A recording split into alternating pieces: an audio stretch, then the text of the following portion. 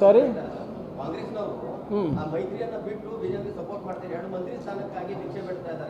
ಅವ್ರು ಎಷ್ಟು ಗೆದ್ದಿದ್ದಾರೆ ಅಂತ ತಮಿಳ್ನಾಡಿನಲ್ಲಿ? ಅವ್ರ ಯೋಗ್ಯತೆಗೆ ತಮಿಳ್ನಾಡಿನಲ್ಲಿ ಗೆದ್ದಿದ್ದು ಒಂದೇ. ಅವರ ಮಾಜಿ BJP ಅಧ್ಯಕ್ಷರಿಗೆ ಅಣ್ಣಾಮಲೈಗೆ ಟಿಕೆಟ್ ಕೂಡ ಕೊಟ್ಟಿಲ್ಲ. ಇವ್ರು ಮಾತಾಡ್ತಾರೆ. ಆಮೇಲೆ ಯಾರು ಮಾತಾಡ್ತಾ ಇರೋದು? ಇವ್ರು ಜನರಿಂದ ಯಾಕೆ ಬಂದಿದ್ದ? RSS ಚಡ್ಡಿ ತಲೆ ಮೇಲೆ ಹೊತ್ಕೊಟ್ಟ ತಕ್ಷಣವೇ ಇವ್ರು MLC ಆದರು. ಇವರಿಂದ ಕಲಿಬೇಕ ಪಾಠ. ಫಸ್ಟು ಒಂದು ಗ್ರಾಮ ಪಂಚಾಯತ್ ಎಲೆಕ್ಷನ್ ಗೆಲ್ಲಿ, ZP ಗೆಲ್ಲಿ, ಒಂದು MLA ಆಗಲಿ, ಆಮೇಲೆ ಮಾತಾಡಲಿ. ಇವೆಲ್ಲ ಸುಮ್ಮನೆ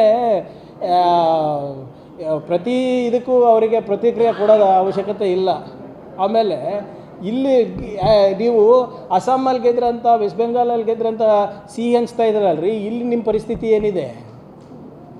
ಇಲ್ಲೇನಿದೆ ನಿಮ್ಮ ಪರಿಸ್ಥಿತಿ? ತಮಿಳ್ನಾಡಿನಲ್ಲಿ ಏನಿದೆ ಪರಿಸ್ಥಿತಿ? ತೆಲಂಗಾಣನಲ್ಲಿ ಏನಿದೆ ಪರಿಸ್ಥಿತಿ? ಆಂಧ್ರ ಪ್ರದೇಶನಲ್ಲಿ ಏನಿದೆ ನಿಮ್ಮ ಪರಿಸ್ಥಿತಿ? ಕೇರಳನಲ್ಲಿ ಎಷ್ಟು? ಪಂಜಾಬ್ನಲ್ಲಿ ಎಷ್ಟು? ಎಲ್ಲೆಲ್ಲಿ ಗೆದ್ದಿದ್ದೀರಾ ನೀವು? ಮಧ್ಯಪ್ರದೇಶ, ಮಹಾರಾಷ್ಟ್ರ, ಹರಿಯಾಣ, ವೆಸ್ಟ್ ಬೆಂಗಾಲು. ನೀವು ಎಲೆಕ್ಷನ್ ಕಮಿಷನನ್ನು ನೀವು ಫ್ರೀ ಆ್ಯಂಡ್ ಫೇರ್ ಮಾಡಿಬಿಡ್ರಿ. ಇವರು ಒಂದು ಚುನಾವಣೆನೂ ಗೆಲ್ಲಲ್ಲ. ಪ್ರಾದೇಶಿಕ ಪಕ್ಷಗಳಕ್ಕಿಂತ ಹೀನಾಯ ಸ್ಥಿತಿ BJPದು.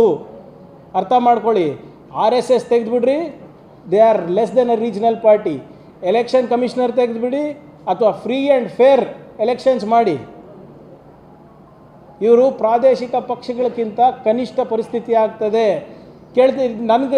ನಿಮಗೆ ನನ್ನ ಸ್ನೇಹಿತರಿಗೆ ಕೇಳಕ್ಕೆ ಬಯಸ್ತೀನಿ, ಇವ್ರು ಇಷ್ಟೆಲ್ಲ ಹೇಳ್ತಾರಲ್ಲ ಕಾಂಗ್ರೆಸ್ ಬಗ್ಗೆ, ಇವ್ರ ನಾಯಕರ ಬಗ್ಗೆ ಇವ್ರಿಗೆ ಗೊತ್ತಿದೆಯಾ? ಈಗ BJP MLAಗಳಿಗೆ ಕೇಳಿಬಿಡಿ, ಗುಜರಾತ್ ಮುಖ್ಯಮಂತ್ರಿ ಯಾರು ಅಂತ ಕೇಳಿಬಿಡಿ, ಪಟ್ನೆ ಹೇಳ್ತಾರ? ಯಾರು ಮಧ್ಯಪ್ರದೇಶ ಮುಖ್ಯಮಂತ್ರಿ ಯಾರು ಅಂತ ಕೇಳಿ ಪಟ್ನೆ ಹೇಳ್ತಾರ ಅಂತ? ಒಂದು 4-5 ಮಂತ್ರಿಗಳು, ಕೇಂದ್ರ ಸಚಿವರು, ಮಂತ್ರಿಗಳು ಯಾರು TV ನಲ್ಲಿ ಕಾಣ್ತಾರೆ, ಅವ್ರಿಗೆ ಬಿಟ್ಟು ಒಂದು 5 ಹೆಸರು ಹೇಳಿಬಿಡ್ಲಿ, ಯಾರಿಗೂ ಗೊತ್ತಾಗಲ್ಲ. ಸಿ ದೀಸ್ ಎಲೆಕ್ಷನ್ಸ್ ಆರ್ ಈಗ ಇದು ನಾನಲ್ಲ, ನೀವು ಅರ್ಥ ಮಾಡ್ಕೋಬೇಕು ಯಾವ ರೀತಿ ಇವರು ಸಂವಿಧಾನದ ಕೊಗ್ಗೊಲೆ ಮಾಡ್ತಾ ಇದ್ದಾರೆ. ಮೊದಲು ಏನು ಮಾಡಿದ್ರು? ಚೀಫ್ ಎಲೆಕ್ಷನ್ ಕಮಿಷನ್ ಸೆಲೆಕ್ಷನ್ನಲ್ಲಿ ಚೀಫ್ ಜಸ್ಟಿಸ್ ಆಫ್ ಇಂಡಿಯಾ ತೆಗೆದು ಒಬ್ಬ ಕ್ಯಾಬಿನೆಟ್ ಮಂತ್ರಿಗೆ ಮಾಡಿದ್ರು. ಸೊ ಎಲೆಕ್ಷನ್ ಕಮಿಷನರು ಮೋದಿ ಯಾರು ಹೇಳ್ತಾರೆ ಅವರೇ ಆಗಬೇಕು. ಚೀಫ್ ಜಸ್ಟಿಸಿಗೆ ತೆಗೆದ್ರು. ಅದಾದಮೇಲೆ CEC ಆ್ಯಕ್ಟನ್ನು ಅಮೆಂಡ್ಮೆಂಟ್ ಮಾಡಿದ್ರು. ಏನಂತ ಮಾಡಿದ್ರು? ಚೀಫ್ ಎಲೆಕ್ಷನ್ ಕಮಿಷನರು ಏನೇ ಅವರು ಮಾಡಿದ್ರೂ ಕೂಡ ಅವ್ರ ಮೇಲೆ ನಾವು ಜುಡಿಷಿಯಲ್ ಆ್ಯಕ್ಷನ್ ತೊಗೊಳಕ್ಕಾಗಲ್ಲ. Complete judicial immunity chief election ಕಮಿಷನರಿಗೆ ಕೊಟ್ಟರು. ಅದಾದಮೇಲೆ ಏನು ಮಾಡಿದ್ರು? SIR ಮಾಡಿದ್ರು, ತಮಿಳ್ನಾಡಿನಲ್ಲಿ ಮಾಡಿದ್ರು, ಕೇರಳನಲ್ಲಿ ಮಾಡಿದ್ರು, ಬಿಹಾರ್ನಲ್ಲಿ ಅದನ್ನು ಮಾಡಿದ್ರು, ವೆಸ್ಟ್ ಬೆಂಗಾಲ್ನಲ್ಲಿ ಅದಕ್ಕೆ PhD ತಗೊಂಡಿದ್ದಾರೆ. ಇದು ನೋಡಿ ಹೇಗೆ ವ್ಯವಸ್ಥಿತವಾಗಿ ಪ್ರಜಾಪ್ರಭುತ್ವವನ್ನು ಕೊಲೆ ಮಾಡ್ತಾ ಇದ್ದಾರೆ. ಎಲೆಕ್ಷನ್ ನಡೀತದೆ, ನಾರ್ತ್ ಕೊರಿಯಾನಲ್ಲೂ ಎಲೆಕ್ಷನ್ ನಡೀತದೆ, ರಷ್ಯಾನಲ್ಲೂ ಎಲೆಕ್ಷನ್ ನಡೀತದೆ. 90%, 98% ಅವ್ರಿಗೋಸ್ಕರ. ಈ ವುಮೆನ್ಸ್ ರಿಸರ್ವೇಷನ್ ಬಿಲ್ ತಂದ್ರಲ್ಲ, ಅಲ್ಲಿ ವುಮೆನ್ ರಿಸರ್ವೇಷನ್ ಇತ್ತು. ಅದರಲ್ಲಿ ವುಮೆನ್ ರಿಸರ್ವೇಷನ್ ಬಿಲ್ ಆಗಲೇ ಪಾಸಾಗಿದೆ. ಇವ್ರು ತಂದಿದ್ದು ಡಿಲಿಮಿಟೇಷನ್ ಕಮಿಷನನ್ನು ಅವ್ರ ಕೈನಲ್ಲಿ ಮಾಡ್ಕೊಳ್ಳೋಕ್ಕೆ, ಅವ್ರ ಕಪಿ ಮುಷ್ಟಿನಲ್ಲಿ ಇಟ್ಕೊಳಕ್ಕೆ. ನಾಳೆ ಹೆಂಗೆ ಬೇಕು ಹಾಗೆ ಏನೋ ಬೌಂಡ್ರಿಗಳು ಮಾಡ್ಬೋದು ಬೇಸ್ಡ್ ಆನ್ ರಿಲಿಜಿಯಸ್ ಡೆಮೋಗ್ರಫಿ, ಹೆಂಗೆ ಅಸ್ಸಾಂನಲ್ಲಿ ಮಾಡಿದ್ರು ಅಂತ, ಅದೇ ರೀತಿ. ಸೊ ಅದಕ್ಕೆ ಇವೆಲ್ಲನೂ ಕೂಡ ಅವರು ನಡೆಸ್ತಾ ಇರೋದು ಒಂದು ಸಂಚಿದೆ ಅಧಿಕಾರದಲ್ಲಿರೋಕ್ಕೆ. ಭಾಳ ದಿನ ನಡೆಯೋದಿಲ್ಲ ಇದನ್ನು. ಅದಕ್ಕೆ ನಾನು ಹೇಳ್ತಾ ಇರೋದು, election commission, CBI, IT, ED ಇವು, ಆಮೇಲೆ ಚೀಫ್ ಎಲೆಕ್ಷನ್ ಕಮಿಷನರ್, ಇವ್ರು 3 ಜನಕ್ಕೆ ತೆಗೆದುಬಿಟ್ರೆ ಅಥವಾ ಪಾರದರ್ಶಕ ಇದ್ದರೆ, ಸಂವಿಧಾನದ ಪ್ರಕಾರ ನಡ್ಕೊಂಡ್ರೆ BJPಗೆ ಗೆಲುವು ಸಾಧ್ಯನೇ ಇಲ್ಲ, ಇನ್ಕ್ಲೂಡಿಂಗ್ ಇನ್ ಗುಜರಾತ್.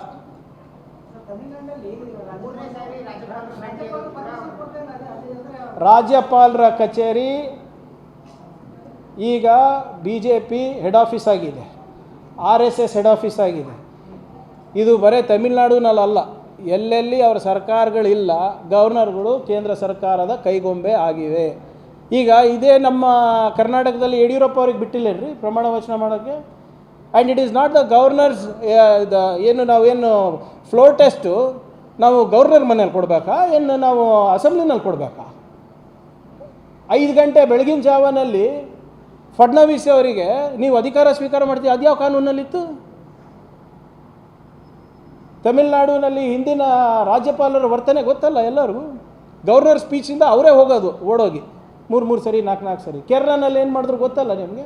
ಅಸ್ಸಾಂನಲ್ಲಿ ಏನು ಮಾಡಿದ್ರು, ಬೆಂಗಾಲ್ನಲ್ಲಿ ಏನು ಮಾಡಿದ್ರು, ಕರ್ನಾಟಕದಲ್ಲಿ ಏನು ಮಾಡಿದ್ರು? ಯಾವ ಕಾಯ್ದೆಗಳ ವಿಧೇಯಕವನ್ನು ನಾವು ಸಂವಿಧಾನಿಕವಾಗಿ ನಾವು ಅನುಮೋದನೆಯನ್ನು ನೀಡ್ತೀವಿ ಮೇಲ್ಮನೆ ಕೆಳಗಡೆ ಮನೆಯಲ್ಲಿ, ಅದನ್ನು ತಿರಸ್ಕಾರ ಮಾಡ್ತಾರೆ, ಅದನ್ನು ರಾಷ್ಟ್ರಪತಿಗೆ ಕಳಿಸ್ತಾರೆ. ಇವೆಲ್ಲನೂ ಯಾರ ಡೈರೆಕ್ಷನ್ ಮೇಲೆ ಆಗ್ತಾ ಇರೋದು?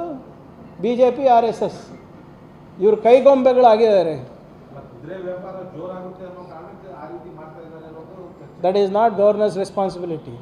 ಆಯ್ತು ರೀ, ಇಲ್ಲಿ ಆಪರೇಷನ್ ಕಮಲ ಆದಾಗ ರಾಜ್ಯಪಾಲರು ಏನು ಮಾಡ್ತಾಯಿದ್ರು ಅವಾಗೆಲ್ಲ?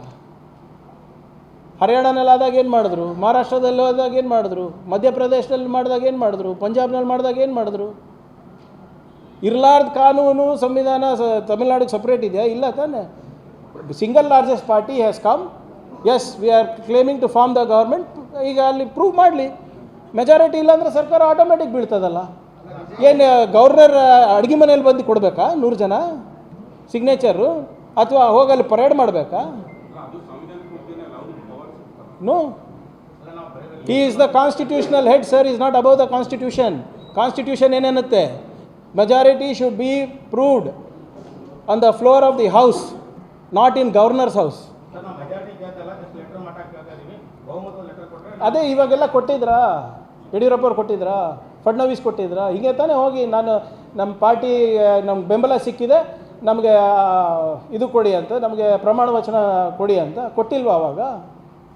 ಇಲ್ಲೇ ಕರ್ನಾಟಕದಲ್ಲಿ ಆಗಿಲ್ವಾ ಸರ್ ಇದು? ಬೇರೆದು ಬಿಟ್ಬಿಡಿ.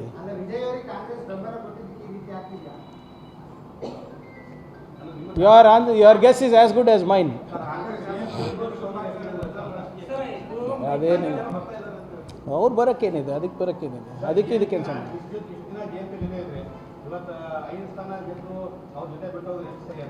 ನೋಡಿ, ಏನೇ ಯಾವುದೇ ನಿರ್ಧಾರಗಳಿದ್ರೂ ಕೂಡ ಸ್ಥಳೀಯ ನಾಯಕರು ಮುಖಂಡರಿಗೆ ಕೇಳೇ ನಾವು ಮಾಡಿರೋದು. ಆಮೇಲೆ ಕೆಲವು ಏನು ತತ್ವಗಳನ್ನು ಸಿದ್ಧಾಂತಗಳನ್ನು ಸಮಾಜದಲ್ಲಿ ಬೆರೆಸಬಾರ್ದು ಅಂದ್ಬಿಟ್ಟು ನಾವು ಕಾಂಪ್ರಮೈಸ್ ಆಗಬೇಕಾಗ್ತದೆ ಒಂದೊಂದು ಸರಿ. ಅವ್ರು DMK ಹೇಳಿದೆ, ನಾವೇನು ಚೂರಿ ಹಾಕಿಲ್ಲ ಸರ್, ಎಲ್ಲರ ಜೊತೆ ಕನ್ಸಲ್ಟೇ ಮಾಡಿದ್ದೀವಿ. ನಮ್ಮ ವರಿಷ್ಠರು ಅವ್ರ ವರಿಷ್ಠರಿಗೆ ಮಾಡಿದ್ದಾರೆ. ಹೌದು, ನೀವು ಹೇಳೋದು ಕರೆಕ್ಟು. ಅವ್ರ ಕಷ್ಟ ಕಾಲದಲ್ಲಿ ನಾವಿದ್ವಿ, ನಮ್ಮ ಕಷ್ಟ ಕಾಲದಲ್ಲಿ ಅವರಿದ್ದಾರೆ. ಆದರೆ ಇವಾಗ ಬದಲಾದಂಥ ಪರಿಸ್ಥಿತಿನಲ್ಲಿ ಈಗ ನಾಳೆ ಈ ನಮ್ಮ ಬೆಂಬಲದಿಂದ ಅವ್ರಿಗೆ ಆಗ್ತಾಯಿದೆ ಅಂದರೆ ಅದನ್ನು ಮಾಡಲೇಬೇಕಾಗ್ತದೆ. ನಮಗೇನು ಇಂಪಾರ್ಟೆಂಟು? ಸಂವಿಧಾನ ಇಂಪಾರ್ಟೆಂಟ್. ನಮಗೇನು ಇಂಪಾರ್ಟೆಂಟು? ಜಾತ್ಯತೀತ ತತ್ವ ಇಂಪಾರ್ಟೆಂಟು. ಸಮಬಾಳು ಸಮಪಾಲು ಇಂಪಾರ್ಟೆಂಟು. ಅದು ಕೆಲವು ತತ್ವ ಸಿದ್ಧಾಂತದಲ್ಲಿ ಇಲ್ಲ. ಸಾರಿ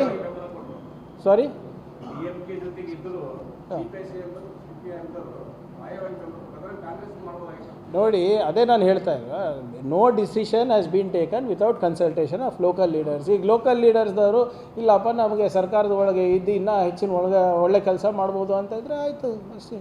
ಈಗ ಅದು ನೋಡೋಣ ಏನಾಗ್ತಾಯಿದೆ. ಫಸ್ಟ್ ಇದು ಗವರ್ನರ್ ಗಂಟನ್ನು ಬಿಚ್ಚಬೇಕಲ್ಲ. ಕಗ್ಗಂಟೆ ಆಗ್ರಿ, 2 ದಿನ ಆಗಿದೆ ಎಲೆಕ್ಷನ್ ಆಗಿ.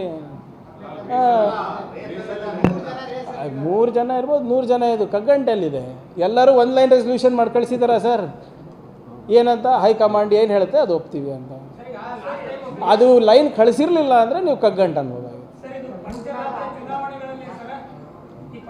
ಹೆಚ್ಚಿನ ವಿಡಿಯೋಗಳಿಗೆ ಪ್ರತಿಧ್ವನಿ ಯೂಟ್ಯೂಬ್ ಚಾನೆಲ್ ಸಬ್ಸ್ಕ್ರೈಬ್ ಮಾಡಿ, ಬೆಲ್ ಐಕಾನ್ ಕ್ಲಿಕ್ ಮಾಡಿ.